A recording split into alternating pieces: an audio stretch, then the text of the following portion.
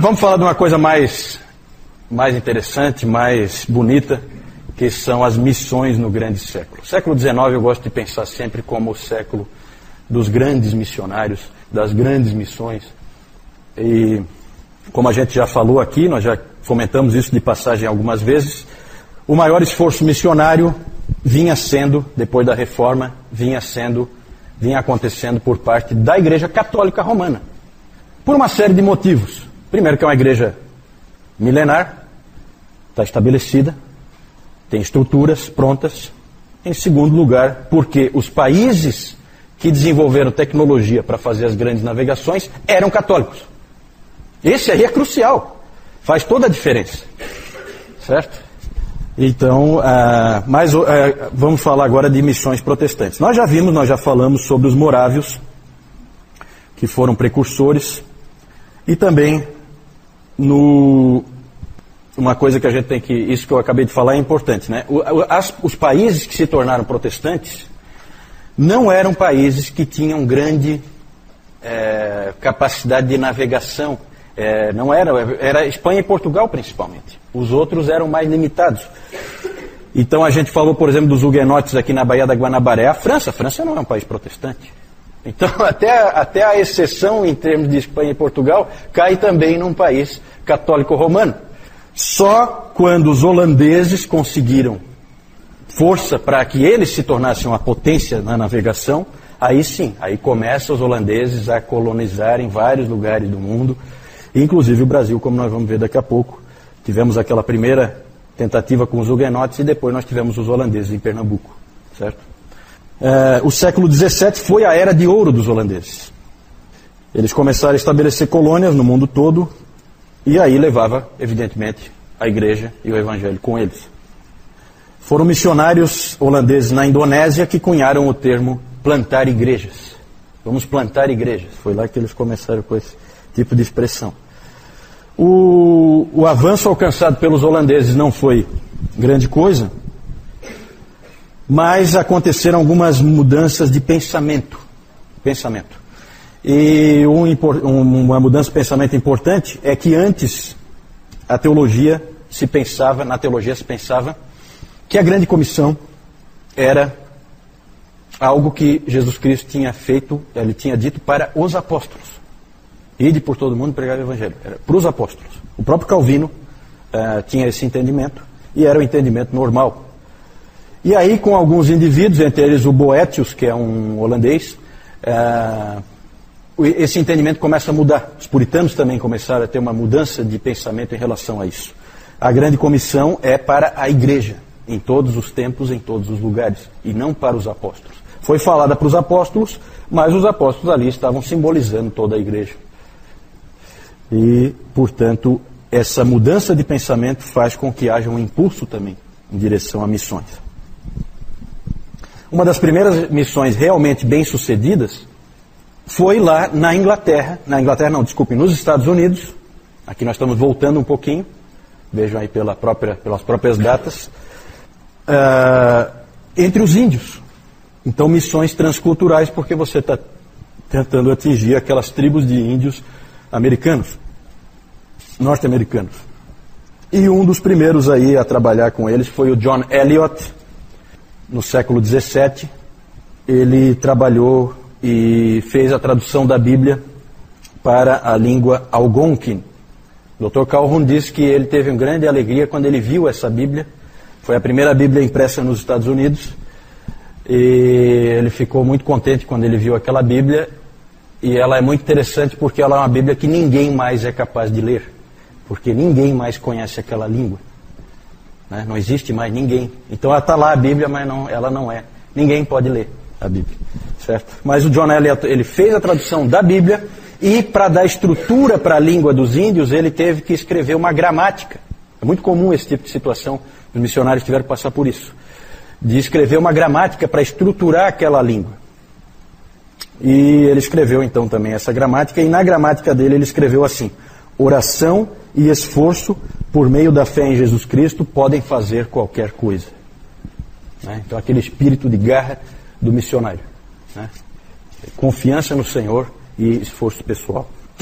Outro nome importante, né, entre os índios ali é o Thomas Mayhew, mas o mais conhecido, mais famoso é, sem dúvida nenhuma, David Brainerd. Né? Principalmente, não tanto pelo sucesso dele, ele teve algum sucesso, mas principalmente por causa do diário dele, né? Que produziu um tremendo impacto para que um monte de jovens se tornassem missionários depois. Vocês lembram, né, nós temos, eu não trouxe aí, mas tem publicado pela editora Fiel, a vida de David Brainerd. O Jonathan Edwards publicou o diário foi ele que publicou o diário do David Brainerd. Esforço denominacional realmente só surge no século XVIII, nós já vimos, com os morávios. Certo? Os morávios, originalmente, eles eram da igreja luterana, mas mais tarde se tornou uma denominação independente, os irmãos morávios. Existem até hoje. Né? Só que perderam aquele ímpeto, hoje não tem aquele ímpeto missionário, a igreja está diferente de como ela era, mas existe. Mas o século XIX é o que o professor de Yale, que escreveu uma obra em 7 volumes, A Expansão do Cristianismo, o nome dele é Kenneth Scott Latourette, ele escreveu essa obra, A Expansão do Cristianismo, em 7 volumes, e ele chamou o século XIX de o Grande Século. O Grande Século. Para vocês terem uma ideia, dos 7 volumes, a obra dele é sobre a expansão do cristianismo, e dos 7 volumes, 3 dedicam-se ao século XIX.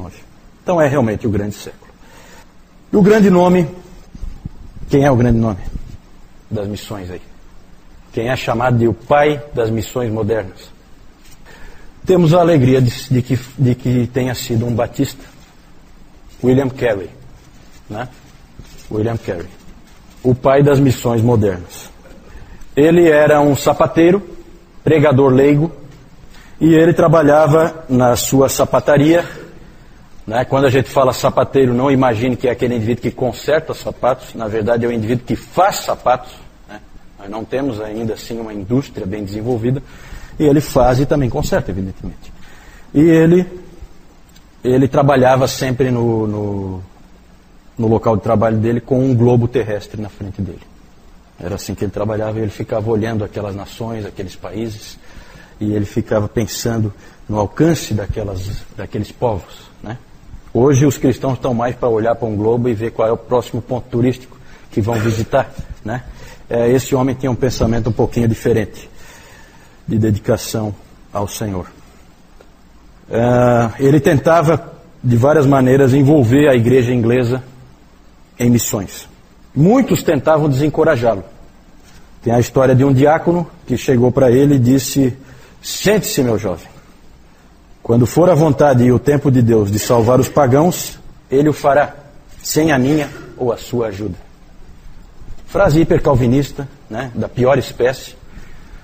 Né, então é um indivíduo esse indivíduo aí foi muito infeliz, muito. Deus sempre usa meios, e se você veio aqui 8 domingos, fez o curso de História da Igreja, você viu que ele sempre usa pessoas dispostas a fazerem a obra dele. E ele respondeu a esse tipo de atitude escrevendo um livro. O nome desse livro é Investigação quanto à obrigação dos cristãos em usar meios para a conversão dos pagãos. Investigação quanto à obrigação dos cristãos em usar meios para a conversão dos pagãos. Obrigação dos cristãos em usar meios para a salvação dos pagãos. Escreveu esse livro em 1792. Naquele mesmo ano ele pregou um sermão que foi histórico, importantíssimo. Ficou famoso esse sermão, foi um sermão em Isaías 54, 2 e 3. Diz assim: alarga o espaço da tua tenda, estenda-se o toldo da tua habitação e não o impeças. Alonga as tuas cordas e firma bem as tuas estacas. Porque transbordarás para a direita e para a esquerda. A tua posteridade possuirá as nações e fará que se povoem as cidades assoladas. Esse sermão ele é de grande impacto e ele ficou famoso por essas palavras que eu coloquei aí, famosas do William Carey: espere grandes coisas de Deus e tente grandes coisas para Deus. Fé e diligência, dedicação, esforço. Os batistas particulares, quando a gente fala batistas particulares, são os batistas calvinistas, lá da Inglaterra, se organizaram e formaram um comitê de missões naquele mesmo ano, 1792. Né? É interessante que foram batistas calvinistas que começaram as missões nesse grande século.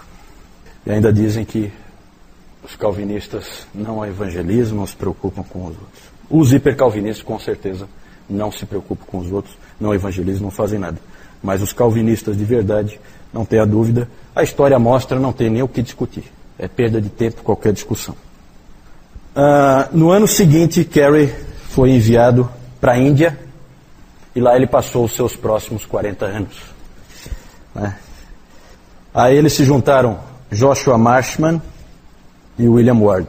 Esses três foram conhecidos como o trio de Serampore. Serampore era uma colônia holandesa, aí Deus usando, né? Os holandeses tinham ido antes, estabeleceram bases, e aí tinha condições deles irem e ficarem em um ambiente em que eles não fossem mortos, não fossem, né? Em que eles pudessem ter algum tipo de base de onde partir, certo? A partir dessa iniciativa, então, dos batistas, a coisa foi aumentando. E aí começou a pipocar comitês e sociedades missionárias para todo lado. Começou, então, ali com o Comitê de Missões dos Batistas Particulares e depois, já em seguida, a Sociedade Missionária de Londres, que foi quem enviou o grande David Livingstone mais tarde, né? O David Livingstone é um escocês famoso por ser o missionário explorador, né? Esse homem explorou a África inteira, né? Diz que hoje, eu estava ouvindo um testemunho de um sujeito que teve na África, um missionário, e ele disse que é impressionante o quanto é conhecido David Livingstone na África, entre os povos lá. Todo mundo sabe da existência desse sujeito. Ele não é conhecido por ganhar almas, Não, o trabalho que Deus tinha para ele era desbravar, abrir caminho para os que viriam atrás dele.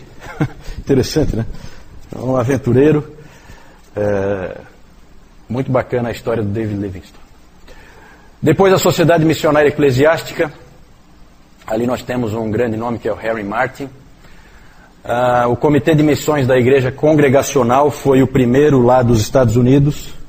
Certo? Tudo aqui é Inglaterra, tá? Esses primeiros aqui. Aqui já é Estados Unidos. Em 1810 a Igreja Congregacional então estabeleceu o seu comitê de missões e foram enviados os 5 primeiros missionários. Eles foram comissionados em 1812 para ir lá para a Índia, também para aquela região lá. Só que durante a viagem, olha que interessante, esses 5 rapazes aí, durante a viagem no navio, 2 deles, estudando o Novo Testamento grego, chegaram à conclusão de que não havia base para o batismo de bebês. E eles, na viagem, tornaram-se batistas, certo? Em plena viagem.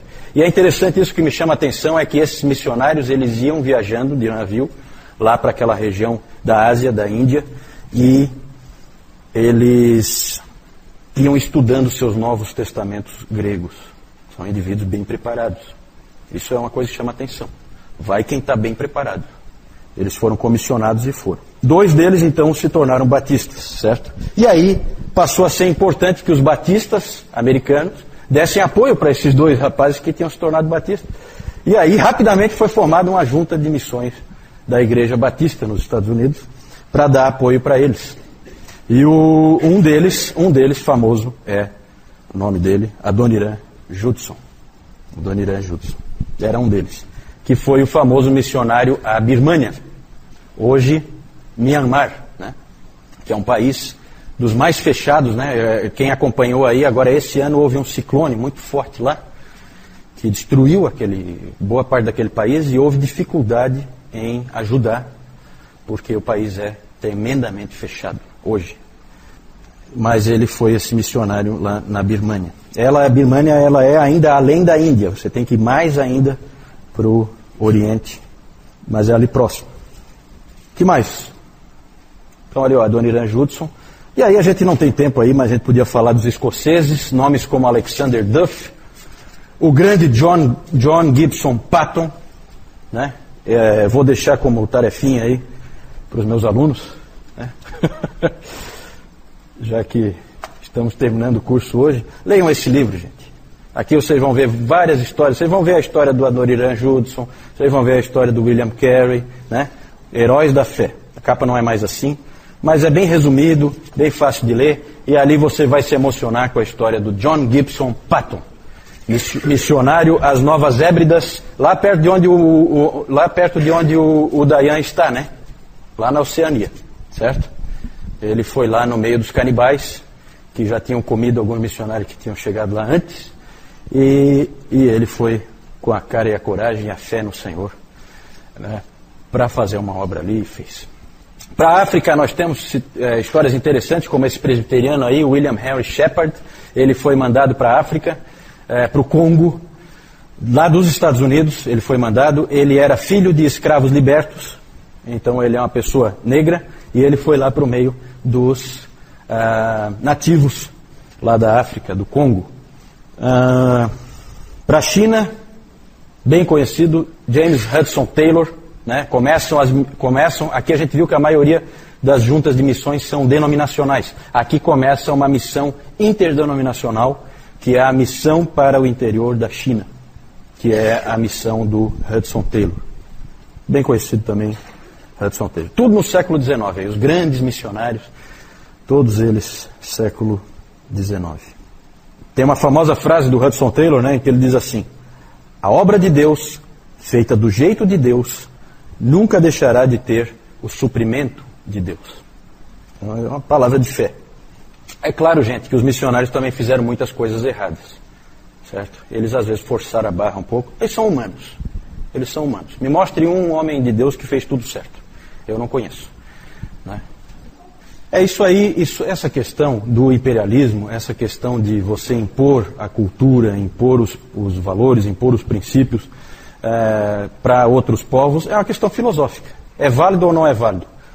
Para o cristianismo sempre é válido, sempre, porque é uma questão de salvação da alma, né? Para os pagãos isso aí é a maior bobagem que existe, eles rolam de rir no chão, se a gente falar uma coisa assim. Para nós,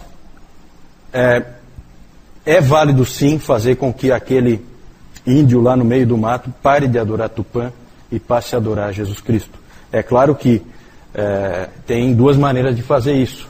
Ou você faz como muitos jesuítas fizeram junto com os espanhóis, e você faz o indivíduo ajoelhar com uma espada no pescoço, ou então você prega o evangelho e ensina coisas para eles, como os missionários faziam. Os missionários trouxeram civilização. Os próprios povos ali querem aprender. Sabe, hoje eu planto, eu não produzo nada, é um desastre. Aliás, às vezes eu não sei nem plantar, eu não conheço a agricultura. Vem o missionário aqui, ele me ensina como é. De repente essa minha terra aqui, eu produzo um monte de coisa. Quem é que acha ruim isso? Né? Se ponha no lugar daquela pessoa. É muito cômodo para um indivíduo que está comendo churrasco em casa e depois deita numa poltrona, ficar falando que o índio tem que ir lá viver naquela situação em que ele vive. Vai perguntar para o índio se ele quer viver assim, né? Ou se ele quer a civilização também. Lembra dos bárbaros vindo para o Império Romano? Eles queriam escolas, eles queriam hospitais. Eles não querem ser bárbaros, eles querem civilização. Por isso que eles vinham, por isso que eles invadiram. Porque nós queremos fazer parte de Roma, né? Então é uma questão filosófica, é evidente que aí há um ataque frontal aos princípios cristãos, né? E é claro que tem coisas erradas que foram feitas também, excessos, né? Sempre vai ter, sempre vai ter. Isso aí é inevitável, né? E é claro que é tudo meio misturado. Na verdade, nós vimos na história da igreja que todo tipo de excesso ocorreu. Nós vimos o Lutero defendendo, por exemplo, que fossem massacrados os camponeses, né? Será que é muito diferente? Os camponeses revoltosos, ele apoiando. Não, vamos com armas mesmo. Eles pegarem armas, nós também vamos pegar. Então são erros, são manchas, são. Ninguém está negando, né? Agora, tem almas salvas. Isso aí é importante. Isso é importante. Cada alma salva vale, né? Ok, gente, nós temos que correr um pouquinho. Aqui só mostrar para vocês John Eliot, missionário entre os índios americanos. David Brainerd, aqui o Brainerd pregando lá, ó, no meio das, né? Bacana aí essa imagem. William Carey, aqui, né? Uma semelhança. Uma certa semelhança.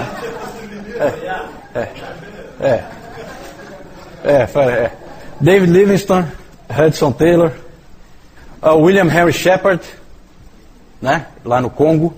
Aqui o pessoal que ele estava trabalhando.